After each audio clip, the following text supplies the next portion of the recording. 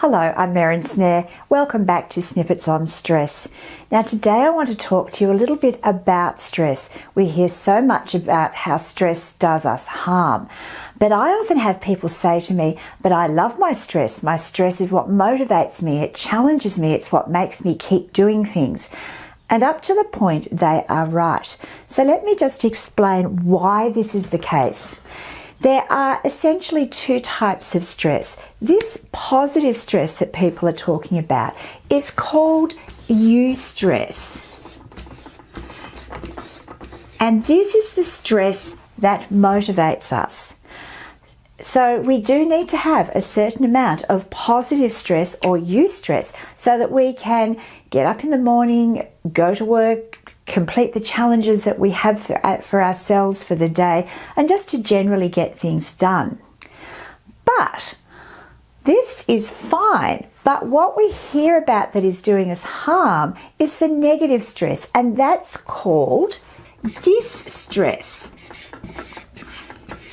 And it is the build-up of distress that is doing us physical and mental harm.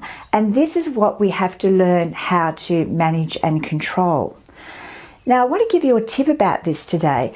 I think of stress, and I'm now talking about distress. So most of my snippets on stress are all going to be about fixing the negative. So if we think about distress, I want you to think about your stresses in two parts. So there are going to be big S stresses. So they're the big things in your life. They might be issues with relationships or money worries or health issues for yourself or for parents. They're the big ticket items.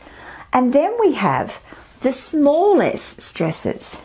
Now, the small S stresses are the everyday things that drive us crazy, that just annoy us or get under our skin. And it is the build-up of both big S and small S stresses that causes us the grief that we feel. And this is what happens. I want you to imagine that this is where you start your day. You wake up in the morning and hopefully you've had a good night's sleep, you've rested, recuperated, and it's been a restorative night's sleep. So you're feeling fairly calm. But throughout the day, you might have some underlying big S stresses that play on your mind from time to time. But these are punctuated with lots of small S stresses.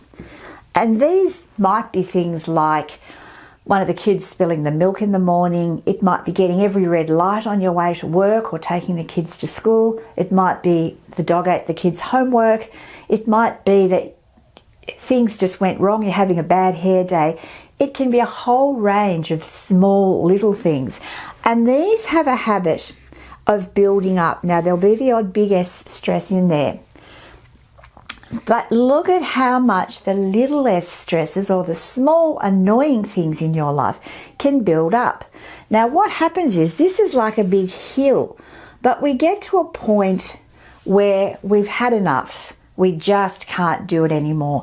And this is when we explode. We flip out, we break down, we cry, we get angry, we get upset. It's just all too much for us to cope.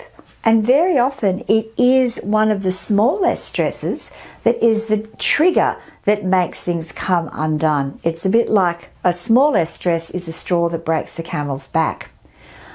So we need to understand what these big and small S stresses are. And I want you to think about your own stress. Break it down into big S and small S stresses. And then ask yourself, why do I respond the way I do? Particularly to the small S stresses. What is it that makes those little annoying things get under your skin and make you respond the way you do? This is crucial to understanding the triggers of your stress. And if you can understand this, then you can learn the strategies to manage it and change what needs to be changed. I hope you found this useful. I'm Merryn Snare. I'll look forward to seeing you in the next snippet on stress.